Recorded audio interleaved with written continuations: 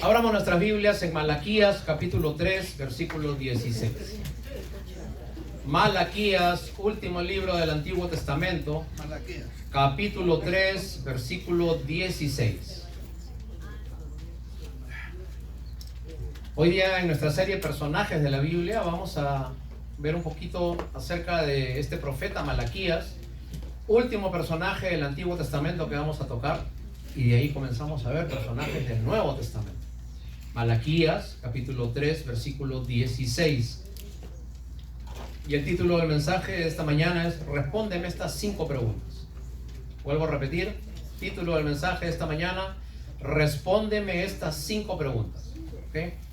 Malaquías capítulo 3, versículo 16. Si usted lo tiene, quisiera que me lo haga saber diciendo bien fuerte, amén. Amén. 4 lo tienen, a ver, vamos a esperar un poquito más, a ver, un poquitito más. A ver, ya estamos, creo. ¿Ahora sí lo tienen? Amén.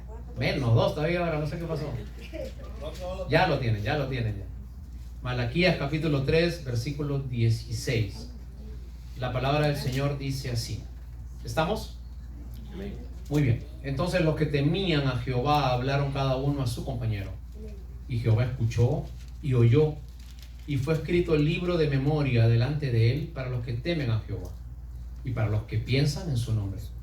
Y serán para mí especial tesoro, ha dicho Jehová de los ejércitos, en el día en que yo actúe, y los perdonaré como el hombre que perdona a su hijo que le sirve. Entonces se volverán y discernirán la diferencia entre el justo y el malo, entre el que sirve a Dios y el que no le sirve. Y que el Señor bendiga su palabra. Pueden tomar asiento, muchas gracias. Me gustaría hacer una breve introducción. Era una noche cálida de verano, 13 de enero del 2012, y el crucero Costa Concordia andaba alrededor de las islas de Toscana, en Italia. El capitán Francesco Schettino manejaba con su pequeño timón el inmenso crucero que costaba 450 millones de euros y tenía dentro suyo 4.229 turistas. Una noche normal, una noche de relajo natural dentro de un crucero que estaba yendo entre las islas de Grecia y de Italia. Pero alguien no contaba con una sorpresa. La sorpresa era que el capitán Schettino era oriundo de Toscana, que era donde estaba pasando el barco esa noche. Y había quedado con una muchacha que a él le gustaba en enseñarle cómo él podía dirigir el barco y hacerle luces. Y por este detalle de acercarse lo más que podía hacia una isla, para que una muchacha que estaba allí en esa localidad pudiese ver cómo Schettino movía ese barco y le hacía luces con una pequeña señal de su respeto a la muchacha, Schettino se acercó demasiado hacia la costa. Y finalmente, ese barco, ese enorme crucero, chocó contra una roca inmensa. Tuvieron que evacuar a los 4.229 personas. Cuando llegaron los botes salvavidas, el primero que salió fue Schettino, dejando a toda la tripulación y a todos sus acompañantes allí en el barco. El barco, cual Titanic, comenzó a hundirse por un lado. Murieron 32 personas y el barco se destruyó totalmente. Todo por un hombre que no supo manejar lo que tenía entre sus manos, que no supo valorar algo tan inmenso que él podía dirigir con un pequeño timón. Cuando se hizo el juicio por esta imprudencia, al Schettino se le dio 16 años de cárcel. Y el juez le dijo textualmente estas palabras: usted va a ir 16 años preso porque no se le dio el crucero para motivos personales. Señor Schettino, usted tenía algo demasiado valioso entre sus manos. Te repito, la sentencia del juez con estas palabras: señor Schettino, a usted le doy 16 años de cárcel porque no se le dio el crucero para motivos personales. Usted tenía algo muy valioso entre manos. Y queridos hermanos, muchas veces la vida es un barco Un barco que va naufragando en la vida, que va dejándose llevando de un lugar a otro. Todos sabemos que salimos del puerto, pero no sabemos qué va a pasar mientras vamos navegando. Sería más seguro que un barco esté en la orilla, encallado, pero un barco no fue construido para estar quieto. Un barco ha sido construido para navegar, para surcar, para servir, para producir. Y de la misma manera, usted no está hecho para quedarse en un sitio en la vida estancado. Usted está hecho para salir a la calle, al mundo. Salir desde un sitio, pero salir al mundo, para servir, para producir. Hoy en Personajes de la Biblia vamos a ver la vida y mensajes de un hombre que estuvo hecho para grandes cosas y que le sirvió a Dios en su generación, teniendo un reclamo de Dios a su pueblo. Este hombre se llamaba Malaquías. La palabra Malaquías significaba mi mensajero. Malaki en hebreo. Y en griego se escribe Angelus. Angelus significa lo mismo, mi mensajero. Hoy día vamos a estudiar cómo Dios a través de Malaquías tiene un reclamo contra su pueblo. Y Dios le da a Malaquías 5 preguntas para que se las dé a Israel y para que Israel le responda a Dios. ¿Por qué el pueblo que él escogió no estaba brillando como debía brillar? 5 preguntas que Dios hizo en ese tiempo, 400 años antes que venga Cristo. Y 5 preguntas que siguen tan actuales como el día de hoy. Porque, hermanos, el ser humano vive en la mejor época de su vida. Tenemos formas de movernos que no son como antes. Antes la gente tenía que ir a un sitio caminando, en burro, en caballo, en carretas. Ahora nosotros tenemos aviones, tenemos autos. Antes la gente se bañaba cuando podía. Ahora nosotros nos podemos bañar, perfumar. Estamos en el mejor de los mundos. Pero a pesar de que tenemos tantos avances personales, tecnológicos, nosotros seguimos siendo los mismos de hace 2000 años, en la cual se escribió esta historia. Entonces Dios les escribe a un pueblo que se había olvidado, como el capitán Eschequino, que tenía algo muy valioso entre sus manos. Y Dios le hace a este pueblo 5 preguntas. Vamos a ver capítulo 1 del libro de Malaquías, versículo 1. Primera pregunta que Dios le hace a su pueblo a través del profeta. El estilo de esta carta es un estilo de conversación, es preguntas y respuestas. Y esta es la forma en que Dios comienza a tratar con Malaquías para hacerle entender a este pueblo que ya había regresado de Babilonia y que se habían asentado en Israel, que si bien es cierto ya no tenían necesidad, que si bien es cierto ya no eran esclavos, todavía les faltaba algo en su vida. Primera pregunta que Dios le hace al pueblo de Israel: ¿por qué no te das cuenta cuánto te amo?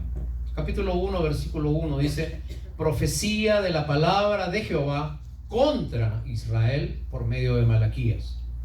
Versículo 2: yo os he amado, dice Jehová, pero ustedes me dicen: ¿en qué nos amaste? ¿No era Esaú hermano de Jacob? Dice Jehová, y amé a Jacob, y a Esaú aborrecí, y convertí sus montes en desolación, y abandoné su heredad para los chacales del desierto. Y cuando Edom dijere: nos hemos empobrecido, pero volveremos a edificar lo arruinado, así ha dicho Jehová de los ejércitos, ellos edificarán, y lo que ellos edifiquen yo lo voy a destruir, y le llamarán territorio de maldad, y pueblo contra el cual Jehová esté indignado para siempre. Y vuestros ojos lo verán, y diréis: sea Jehová engrandecido, más allá de los límites de Israel. Déjame explicarte esto, que es un poquito difícil de entender. La primera pregunta que le hace Dios a su pueblo, y Dios utiliza a este profeta Malaquías para hacer estas preguntas, es: ¿por qué ya no me amas? ¿Por qué no te das cuenta de cuánto te amo? Dice que el pueblo decía: ¿pero en qué nos has amado? Y Dios le responde poniéndole un ejemplo del Antiguo Testamento. Nosotros vemos en el libro de Génesis que había 2 hermanos, Jacob y Esaú. A uno de ellos Dios lo escoge y al otro lo desecha. Y dice la Biblia que Esaú, por querer matar a su hermano Jacob, entonces Dios le dice: de ahora en adelante todo lo que tú hagas no te saldrá bien. Y la palabra Esaú significa rojo. Y de ahí viene esa palabra Edom. Todos los descendientes de Esaú se llaman edomitas hasta la fecha del día de hoy. Y son descendientes de la parte de lo que se llama Irak, Irán y una parte de Turquía. Allí es donde habitan actualmente todos los edomitas. Ahora, Dios le dice al pueblo de Israel: ¿sabes por qué yo te estoy demostrando que te he amado? Porque de entre todo el mundo yo te escogí a ti. Y hermanos, tenemos que estar conscientes de lo que dice Efesios capítulo 1, versículo 4, que dice así la palabra del Señor. Vamos a buscarlo, por favor. Dios nos ama de esta manera. Efesios capítulo 1, versículos 4 y 5, por favor. No muevas Malaquías. ¿No te das cuenta cuánto te amo? Es la primera pregunta que Dios le hace a su pueblo. Y ellos dicen: ¿en qué nos has amado? Y Dios le dice: te estoy demostrando que te he amado en que te escogí para que tú seas un pueblo diferente.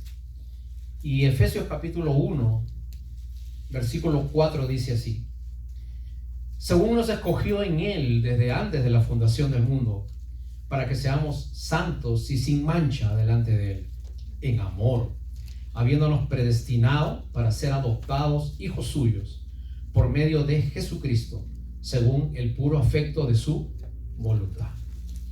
Y hermanos, Dios nos ama y lo demuestra escogiéndote de en medio de todo el mundo a ti. Y de repente nosotros podemos decir: ¿cómo puede ser de que Dios escoja a unos y no a otros? ¿Cómo puede ser de que Dios escoja a Jacob y no a Esaú? Y hermanos, Dios muestra su gran amor, porque debiendo matar a todos, Dios escoge un puñado de personas. Dios escoge a Esaú como Dios escogió al pueblo de Israel, como Dios te escogió a ti. Ahora, Dios te escogió desde antes de la fundación del mundo. ¿Cómo pasó? Yo no sé. Eso está en la sabiduría, en la omnisciencia del Señor.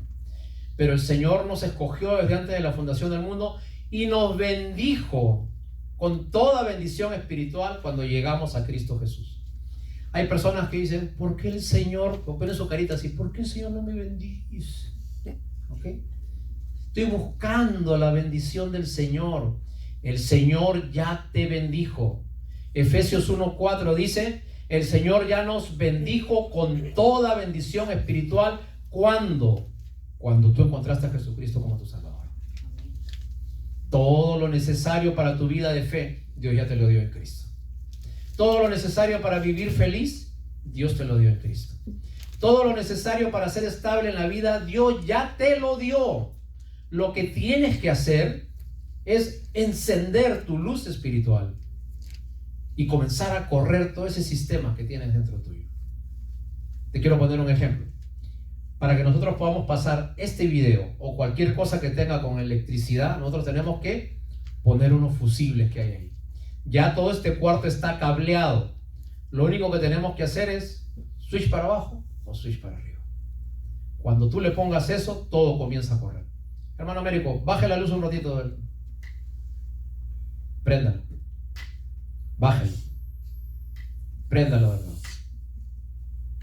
Ya está todo cableado en tu vida de fe. A veces no levantamos los botones. Ya está todo listo para que esa luz que hay dentro tuyo comience a correr. Ya Dios te bendijo con toda bendición espiritual. Comienza a hacer correr tu vida de fe. Y así es como te ha amado Dios. A veces el pueblo de Israel identificaba que hacer la vida era tener la casita, tener todo bien en la casa, tener un buen caballo, un buen burro, ¿no? En ese tiempo no habían carros, ¿no es cierto? Tener dinero, oro, plata, como el día de hoy. Hoy nosotros pensamos que Dios nos bendice porque tenemos cosas. Pero hermanos, acuérdate de algo. La palabra pecado significa, viene un verbo que se llama amartía. Y amartía significa no apuntar bien al objetivo. Y nosotros pecamos cuando no apuntamos al objetivo de nuestra vida. El objetivo de nuestra vida es estar satisfechos con Dios. Que vuelvas a tu Creador. Que tengas una relación personal con Jesucristo. Y cuando tú apuntas al blanco correctamente, entonces estás dejando de pecar. Pecado no es entender necesariamente al corazón.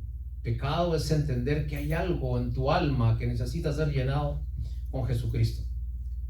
Y acuérdate de algo, tu problema no es tu esposo, tu esposa, tu legalidad, que no llegue a la casa. Esos no son tus problemas. Tus problemas están dentro tuyo, en tu corazón. Y cuando tú arregles eso de adentro, entonces todo lo demás comenzará a correr. Ese cableado espiritual que hay dentro tuyo comenzará a prenderse. A quitar a tu corazón en mirar a Dios. ¿Por qué no te das cuenta cuánto te ama el Señor? Y el Señor te ama tanto que a pesar de que tú merecías el castigo, Dios envió a su Hijo por ti, para que Él muriera por tus pecados. Y como ha dicho antes, si solamente tú fueras el único ser humano que hubiese existido, igual Dios hubiese mandado a su Hijo a morir por ti. Porque ese es el gran amor de Dios que tiene para ti. ¿Cómo vives tu vida de fe? ¿Amargado? ¿Serio? ¿Agestado? ¿Molesto porque no llegan las peticiones de tu corazón? ¿Por qué no te das cuenta cuánto te ama Dios? ¿Por qué no te das cuenta cómo Dios hizo de que se dieran las circunstancias y las cosas? Armó todo para que tú conozcas su vida de fe. Segunda pregunta que tiene Dios para su pueblo: ¿por qué no soy la prioridad en tu vida? Capítulo 1 de Malaquías, versículos 6 y versículo 7. Segunda pregunta que le hace Dios a su pueblo.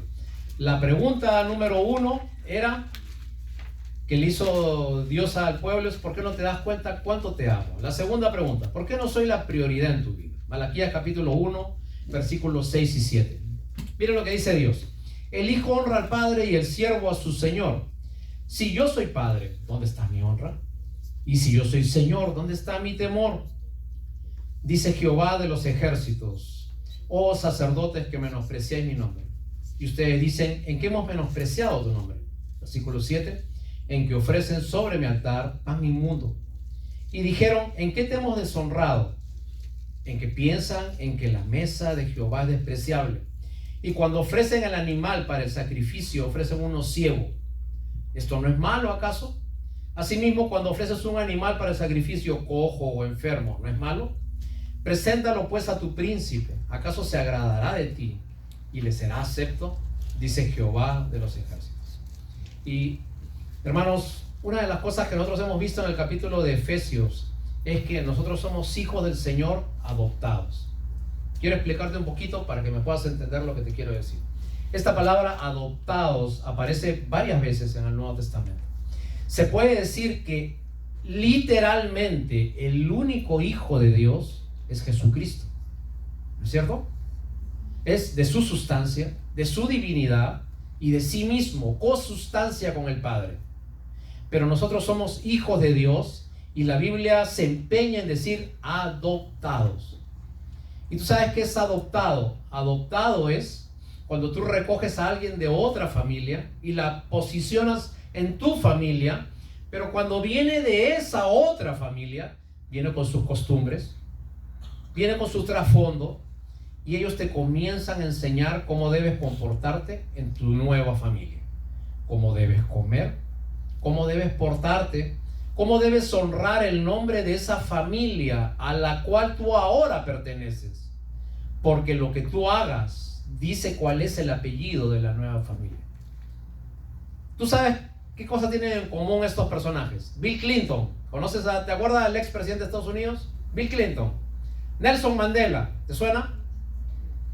John Lennon, el cantante, ¿te suena o no te suena? Estas tres personas tienen algo en común: los tres fueron adoptados.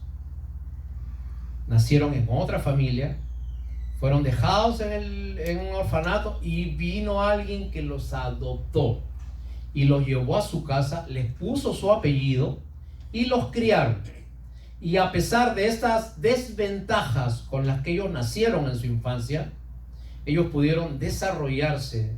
Uno fue presidente de los Estados Unidos, otro fue presidente de Sudáfrica, ¿no es cierto? Luchó por los derechos civiles de los sudafricanos, y otro fue uno de los cantantes más famosos del mundo. ¿Okay?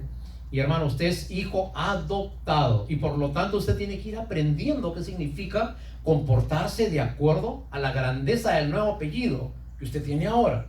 Usted ya no puede vivir como vivía antes. Usted ya no puede ir a los sitios donde iba antes. Usted ahora tiene un nuevo apellido. Usted es visto. ¿Okay? A mí me sorprende bastante cuando siguen, por ejemplo, estoy viendo ahora que están siguiendo mucho a una hijita del rey de España porque se ha enamorado de un futbolista del Barcelona. Y la siguen a todas partes. ¿Ok? ¿Por qué? Porque es una persona especial, pertenece a la realeza española. Lo que ella haga marca el apellido de la familia de donde procede. De la misma manera, el Señor te está diciendo que tú tienes que comportarte como hijo adoptado, inmerso en la familia de la fe, de acuerdo al nombre del Dios con el cual tú estás tratando ahora. Prioridad significa ¿qué es lo que piensas antes de decidir algo? Cuando tú antes de decidir piensas en alguien, esa persona es tu prioridad. Cuando tú antes de decidir piensas en algo, eso algo es tu prioridad. ¿Ok? Y hermanos, prioridades son pensamientos antes de decidir. Te pongo un ejemplo. Cuando usted estaba enamoradito por ahí, ¿ok? Cuando a alguien le gustaba, usted era un muchachillo por ahí, traviesón, que estaba ahí en su barrio. ¿Okay? Entonces, cuando a alguien le gustaba a usted, se vestía distinto. Se perfumaba. ¿Ok? Ponía un poquito más de dinero en el bolsillo por si acaso hay que gastar algo. ¿No es cierto? Se vuelve uno simpático, conversador, hablador. ¿Qué es lo que pasa? Alguien en ese momento es tu prioridad. ¿Correcto? Estás tratando de enganchar a alguien, de hacer contacto con alguien. En las cosas de la fe, usted también tiene que tratar de agradar a su Señor. Y a veces Dios no es la prioridad en nuestras vidas. Y hermanos, a veces hay prioridades que pueden tener cualquier nombre. Un deporte, una actividad, el dinero, el trabajo, paseos, viajes. Cuando esos son nuestras prioridades, esos se convierten en nuestros dioses. Esos son los dioses modernos de la vida. Y a veces le damos toda nuestra prioridad a ciertas actividades. Pero yo tengo una pregunta. Cuando venga el tiempo de enfermedad, de dolor, de crisis, cuando Dios no quiera venga una nueva pandemia a este mundo, ¿qué entrenador va a salvar tu alma? ¿Qué amigos van a orar por ti? En ese momento solamente te queda Dios. Y en el versículo 6, Dios le dice al pueblo de Israel: ¿por qué menosprecias mi nombre? ¿Por qué tienes en poco mi nombre? Y a los que siguen al Señor le dice: ¿por qué me dan lo que les sobra? ¿Por qué cuando tienen que ofrecer un animal, me dan un animal cojo, un animal tuerto, un animal que no sirve, un animal con la piel que se le cae? Esos no son sacrificios que me agradan a mí. Traslada ese lenguaje distinto al día de hoy. Y la idea de hoy es: ya no presentamos corderitos, ya no hacemos sacrificios, pero por ejemplo, cuando usted hace de algo de mala gana, cuando usted viene a la iglesia porque ya pues tengo que venir, cuando usted que viene y le piden para servir algo y lo hace, ya pues lo voy a hacer, ya qué se va a hacer, ¿no? Siempre me piden algo en la iglesia. Entonces usted está como en el tiempo de Israel, presentando un animal cojo. Lo hace, pero está presentando un animalito que no es como debe ser. Dele lo mejor al Señor, ¿ok? Lo mejor de su tiempo, dele lo mejor de su vida, dele lo mejor de su atención. Punto número 3, la tercera pregunta que Dios le hace al pueblo de Israel: ¿por qué abusas de mi paciencia? Capítulo 2, versículo 17. Capítulo 2, versículo 17. ¿Por qué abusas de mi paciencia? Y capítulo 2, versículo 17 de Malaquías dice la tercera pregunta de Dios: han hecho cansar a Jehová con vuestras palabras. Y ustedes dicen: ¿en qué le hemos cansado? Y Dios les dice: cualquiera que hace mal agrada a Dios, y en tales se complace. O si no, ¿dónde está el Dios de justicia? Te explico qué cosa quiere decir esto. Esto quiere decir que hay personas que vivimos siempre haciendo lo mismo, siempre con el mismo problema, siempre con la misma falla, como dice la canción, tropezando de nuevo con la misma piedra. ¿Okay? Y siempre estamos en lo mismo, en lo mismo y lo mismo. Y creemos que porque un domingo en la mañana hacemos una pequeña oración, Dios nos va a perdonar. Y creemos que poniendo una carita así del gato de Shrek, así, ¿no? Y dando una ofrenda, Dios nos va a perdonar. Pero no cambias ese vicio, no cambias tu carácter, te rehusas en perdonar. Tu vida sexual es un desorden, un desastre. ¿Ok? Y nosotros decimos, pero Dios es bueno en perdonar. Pero ¿sabes qué? Con Dios no se puede jugar. Dios dice en la tercera pregunta, ¿por qué me están cansando ya? Solo es palabras, palabras, palabras, pero no hay actitudes en su corazón. No veo un cambio en tu vida. No veo algo especial que tú haces. Yo te quiero explicar algo. Cuando yo era un muchachito, 5, 6, 7 años, me gustaba ver algunos comerciales de televisión y me llamaba la atención un comercial americano que era de un señor que vendía carros. Se llamaba El Honesto Joe. ¿Ok? Y siempre decía, ¿quieres comprar un carro? Ven con El Honesto Joe. No iniciales, no crédito, no problemas. Anda en tu carro, El Honesto Joe, compra. ¿Dónde más? El Honesto Joe. Así. Algo así decía, ¿no? Entonces, tenía que ir donde El Honesto Joe porque él tenía que decir que era honesto, ¿no? Para que la gente le creyera. Entonces, con El Honesto Joe tú ibas y todo te iba a ir bien. No necesitabas nada, no necesitabas inicial, no necesitabas. El Honesto Joe te iba a solucionar todos tus problemas. No importa cómo tú llegaras, el Honesto Joe podía hacer que todo funcionara bien y tú salgas de ese concesionario con tu auto. Y a veces creemos que Dios es el Honesto Joe. Venimos como sea, sin nada que darle a Dios, sin ninguna intención, y creemos que Dios nos va a dar todas sus bendiciones.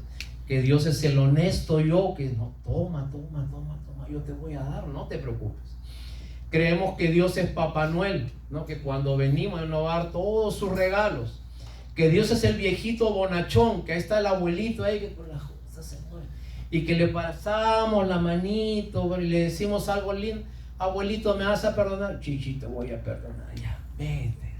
Y sales por esa puerta pensando que puedes hacer lo que quieres. Y como Dios es un viejito bonachón, te va a perdonar lo que sea. Pero la Biblia dice de que Dios está cansado de nuestras palabras. La Biblia dice, hijitos míos, no amemos de palabras solamente, amemos de hechos y de verdad. Tercera pregunta que Dios te dice es, ¿por qué abusas de mi paciencia? El apóstol Pablo lo decía de otra forma en Romanos capítulo 6. Vamos a ver, por favor. Romanos capítulo 6. Vamos a ver desde el versículo 1 en adelante. Romanos capítulo 6, versículo 1. Hay personas que a veces entendemos que Dios nos va a perdonar todo, que no importa qué hagamos, Dios nos va a seguir perdonando. ¿Ok? Y entonces abusamos de la gracia de Dios. Y no nos importa lastimar el corazón de Dios. Y hermanos, las cosas de la fe no tienen que venir por obligación, sino tienen que venir por agradecimiento a lo que Dios ya hizo por nosotros. Y si Dios nos dio lo mayor, yo entonces, ¿por qué no voy a poder darle las pequeñas cosas de mi vida? Entonces, cuando tú conoces a Dios, estás dejando un tipo de vida para comenzar a seguir un nuevo tipo de vida. Romanos capítulo 6, versículo 1 dice, ¿qué pues vamos a decir a esto? ¿Seguiremos pecando para que la gracia abunde? En ninguna manera. Porque los que hemos muerto al pecado, ¿cómo viviremos aún en él? ¿O no saben que todos los que hemos sido bautizados en Cristo Jesús, hemos sido bautizados en su muerte? Porque somos sepultados juntamente con él para muerte por el bautismo, a fin de que como Cristo resucitó de los muertos por la gloria del Padre, así nosotros también andemos en nueva vida. Así nosotros también andemos en nueva vida. Se te tiene que ver distinto. La gente tiene que ver que eres otro, no parchado, no mejorado, nueva vida. Volviste a nacer. ¿Okay? Pastor, me gusta la vecina. Aguántate. Pastor, me mandan fotos. Aguántate, bloquea esa aplicación. Pastor, es que usted no sabe. Yo sé y me aguanto. Tú también aguántate. Se te tiene que ver distinto. Tienes que cambiar. Porque si solamente hablamos y con nuestra vida no mostramos una actitud diferente, el Señor le dice al pueblo de Israel: ¿por qué abusas de mi paciencia? Va a llegar un momento en que la paciencia de Dios va a llegar a su límite. Seguimos avanzando. Pregunta número 4. ¿Por qué no eres generoso con las cosas que realmente valen la pena? Vamos a ver Malaquías, la cuarta pregunta. Capítulo 3, versículo 8. Cuarta pregunta que le hace Dios al pueblo de Israel. Tú tienes tu dinero, vas al mall, vas al restaurancito, compras tu... Perfecto, te compras tu zapatilla, tranquilo. Yo no te digo que no, ¿ok? Pero, capítulo 3, versículo 8 de Malaquías dice: ¿robará el hombre a Dios? Pues vosotros me habéis robado. Y ustedes dicen: ¿en qué te hemos robado? Dios dice: me han robado vuestros diezmos y ofrendas. Maldito soy con maldición, porque vosotros, la nación toda, me habéis robado. Traed todos los diezmos al alfolí, y hay alimento en mi casa, y probadme ahora en esto, dice Jehová de los ejércitos.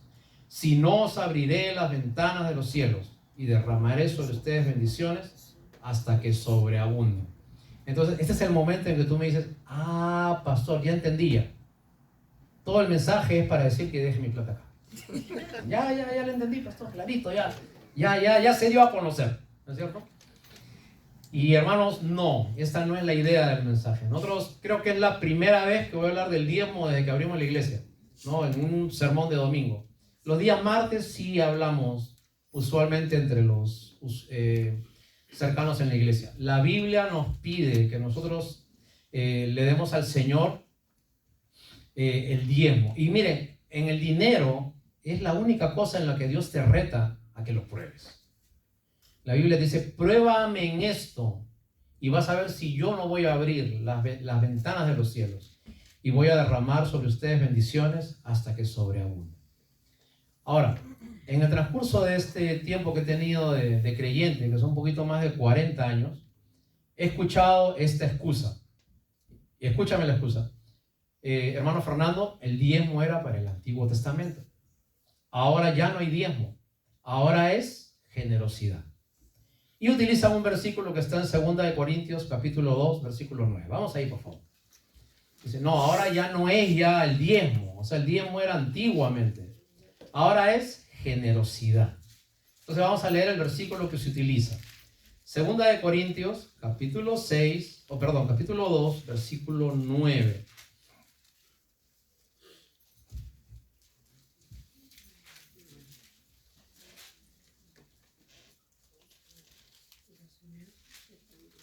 Vamos a ver.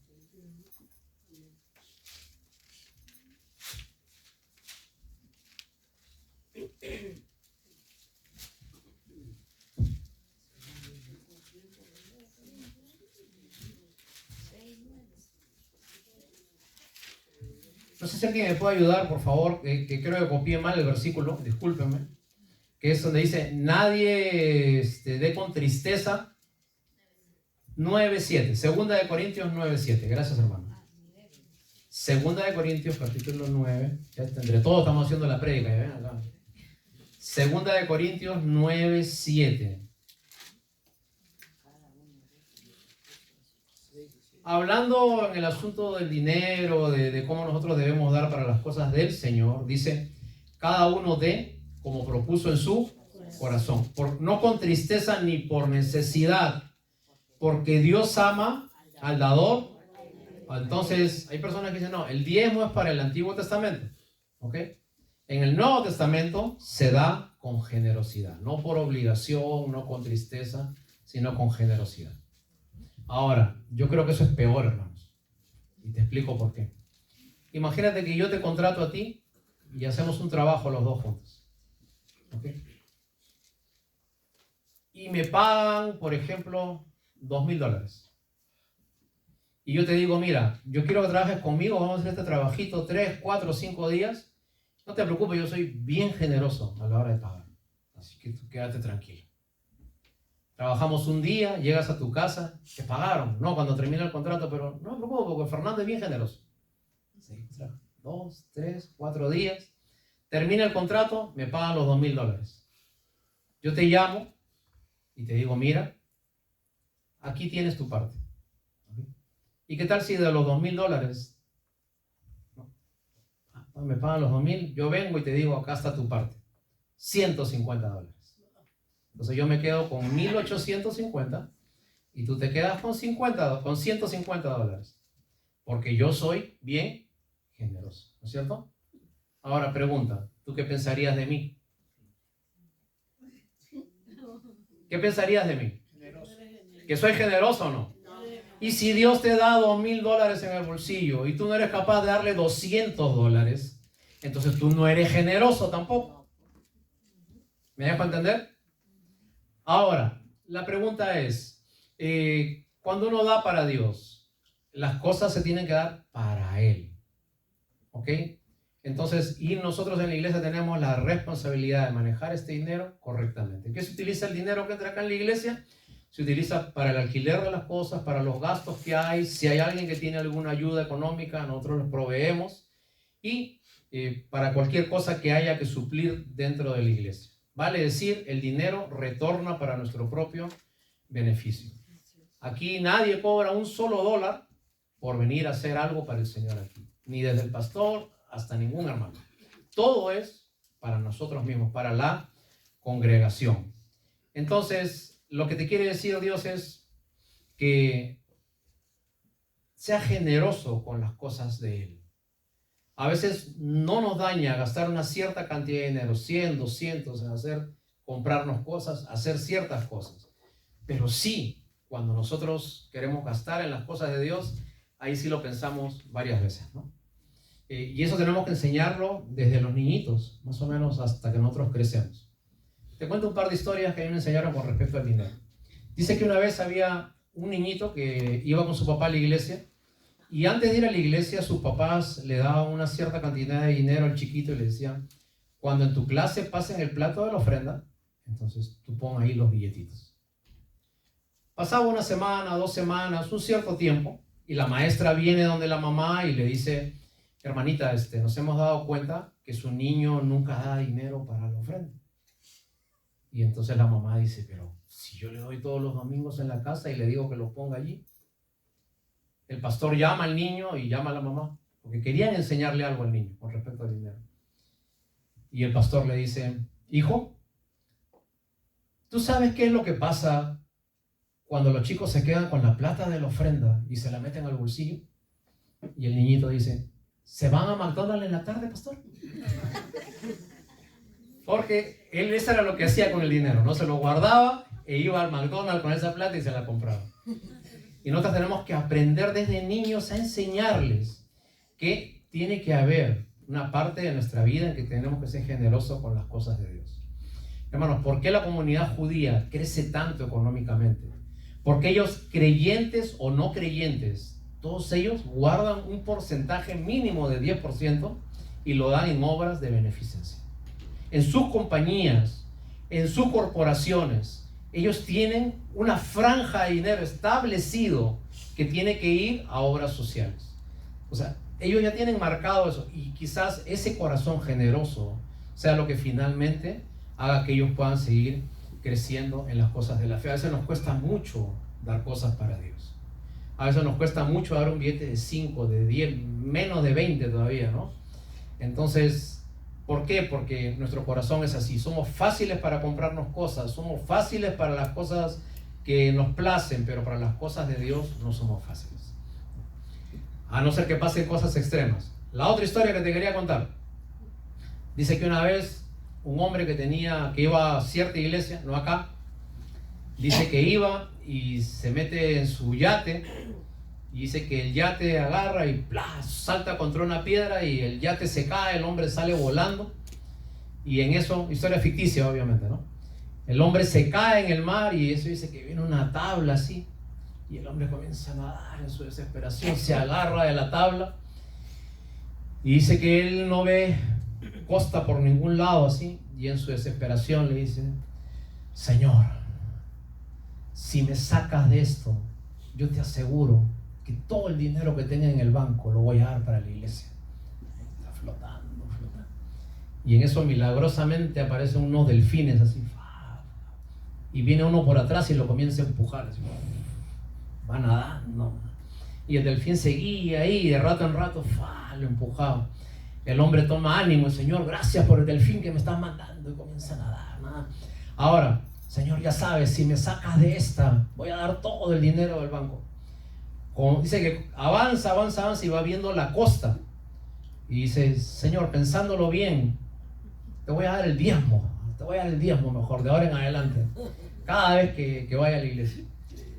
Y de ahí sigue avanzando: Señor, nunca va a faltar $10 en la ofrenda de ese plato. Y así, conforme va avanzando, va bajando su ofrecimiento, ¿no?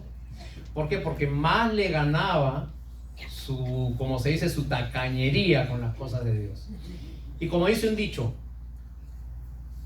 el generoso siempre busca una excusa para dar, y el tacaño siempre busca una excusa para no dar, ¿cierto? ¿Cómo somos con nuestras cosas del dinero? ¿Cómo manejamos el dinero? ¿Qué hacemos con eso? ¿Somos generosos para las cosas de Dios? Y la última pregunta que Dios le hace al profeta, número 5: ¿por qué no estás satisfecho con tu vida? Y eso está en el capítulo 3 de Malaquías, versículos del 13 al 15.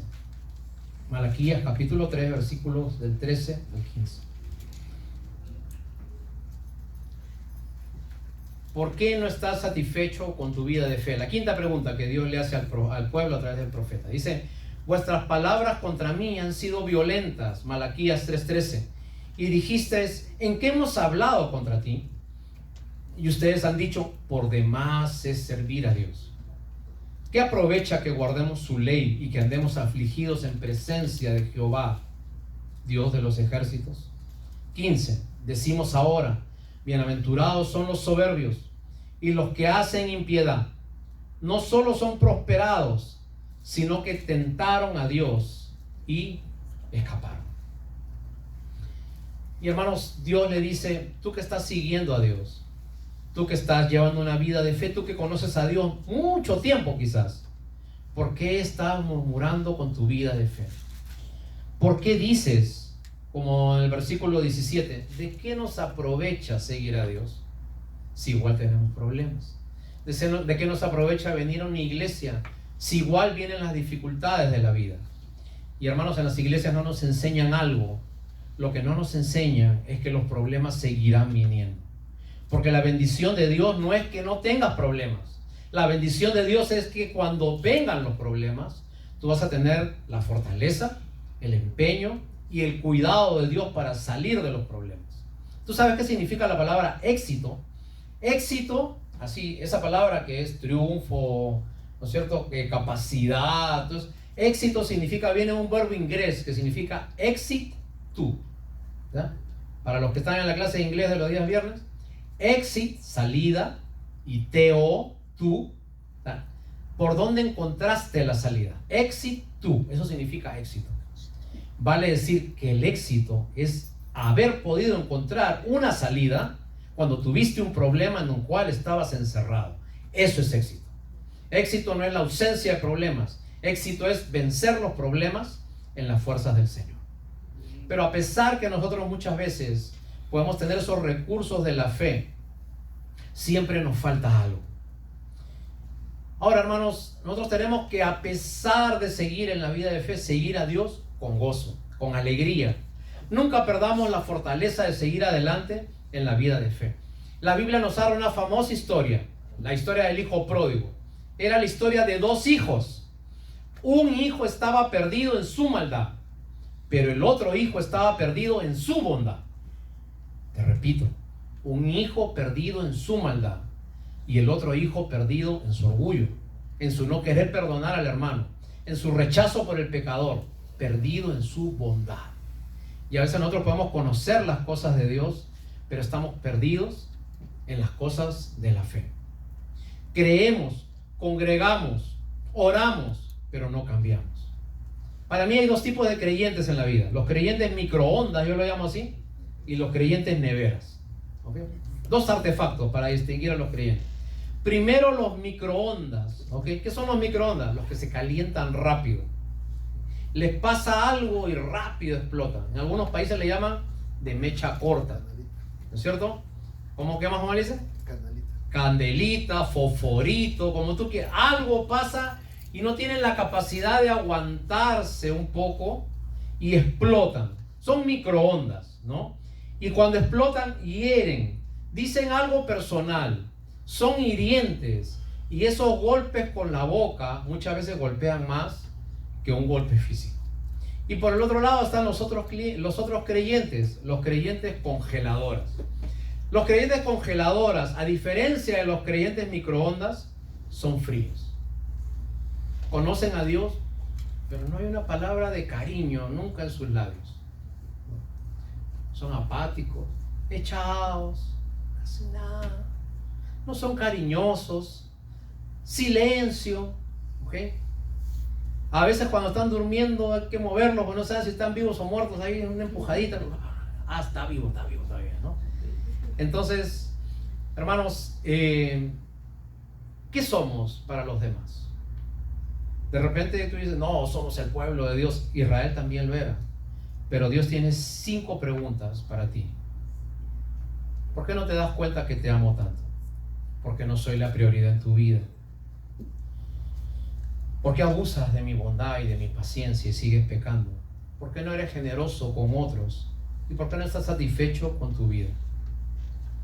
Y la Biblia dice que cuando Dios hace estas 5 preguntas a su pueblo, entonces algo pasó. Malaquías 3:16, y con eso terminamos. Como ustedes saben, a todos los pastores tienen que aguantarles 4 veces esta frase. Ya estamos terminando. ¿Okay? Va una. Ya estamos terminando, hermanos. ¿Okay? A ver, Malaquías capítulo 3, versículo 16. Ya estamos terminando.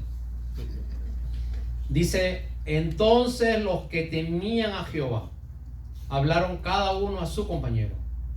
Y Jehová escuchó y oyó, y escribieron ellos un libro de memoria delante de él, para los que temen a Jehová y para los que piensan en su nombre. La promesa de Dios para ti: serás para mí un especial tesoro, ha dicho Jehová. El día en que yo actúe, y los perdonaré como el hombre que perdona al hijo que le sirve. Entonces se volverán y sabrán discernir la diferencia entre el justo y el malo, entre el que sirve a Jehová y no le sirve. Y con estas palabras, la Biblia dice de que hubo un grupo de personas que reaccionaron a estas 5 preguntas que Dios le hacía a su pueblo.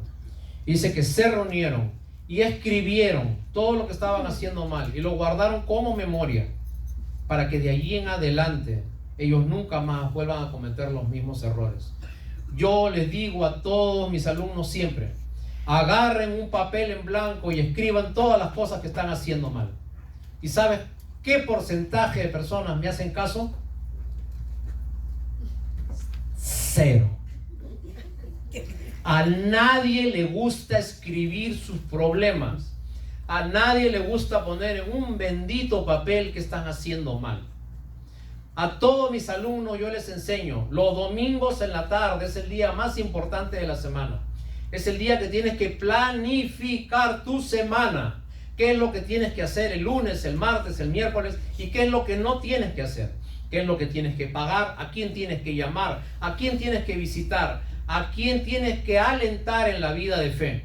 ¿Y sabes qué porcentaje de hermanos me hacen caso? De nuevo, 0. Nadie le gusta. ¿Y sabes qué? Mira, la Biblia da una palabra que es bien fuerte. La Biblia dice de que existen hombres necios. ¿Y sabes qué significa necio? Necio no significa ignorante, que no sepa. Necio significa el que sabe y no lo quiere hacer. Y hermanos, no sean necio, por favor, ¿no? Hay alguien que se llame el necio ahora. No, nadie, ¿no? Ok. Hay un país donde hay un hombre que se llama el necio, por si acaso, ¿eh? Okay. Entonces, cuando termina esto, no se levantó ningún otro profeta después de Malaquías hasta que vino Juan el Bautista. Malaquías es el último libro del Antiguo Testamento. De ahí hasta que vino Jesucristo hubo lo que los teólogos llaman el tiempo de silencio de Dios. 400 años que no se levantó ni un profeta. No se levantó alguien que diga, así dice Jehová. Pero aún en los grandes silencios de Dios, Dios sigue hablando. Porque Dios nunca deja de trabajar con aquellos que le siguen en espíritu y en verdad. Capítulo 3, versículo 1 de Malaquías, la última promesa de Dios para su pueblo.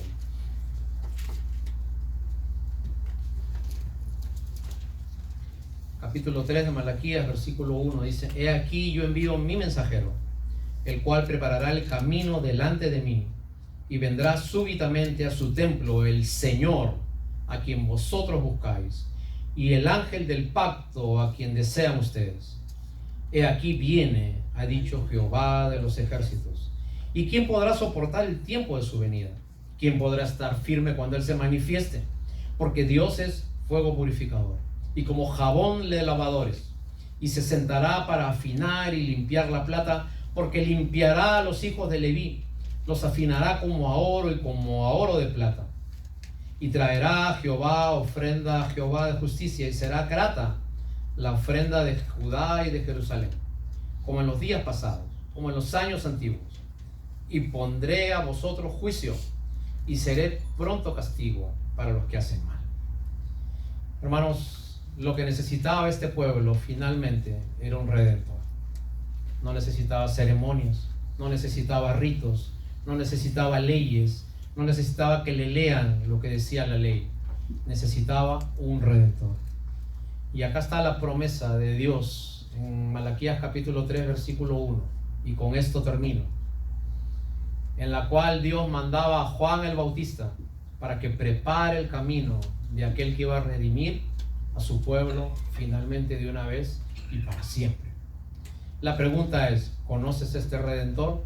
¿O estás siguiendo a ese Dios porque eso es lo que te toca? Porque eso es lo que te enseñan. Porque esa es la forma que te han enseñado en que debes seguir a Dios.